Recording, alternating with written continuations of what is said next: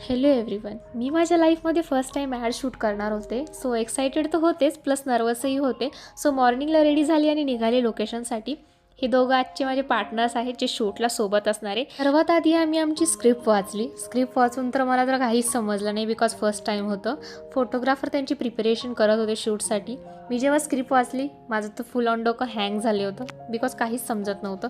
Then माझी first reel shoot झाली. Shoot झाल्याच्यानंतर मी फ्री झाले. देन थोडासा टाईमपास केला आणि त्यानंतर भूक लागलेली होती, सो वडापाव खाल्ला. मी माझ्या सेकंड रीलसाठी वेट करत होते. वेट करता करता दुपारचे 2 वाजले, बिकॉज बाकी मॉडेल्सचा पण शूट चालू होता. पण वेट काही संपला नाही.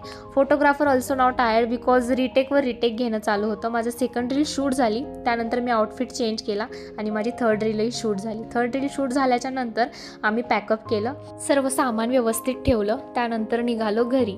पण सर्वांना खूप भूक लागलेली होती, सो एका हॉटेलला थांबलो आणि तिथे जेवण केलं. ही आजची आमची टीम आहे ज्यांनी सर्वांनी सोबत काम केलं आहे. सो आजचा व्लॉग कसा वाटला नक्की सांगा. Thanks for the watching. Bye bye.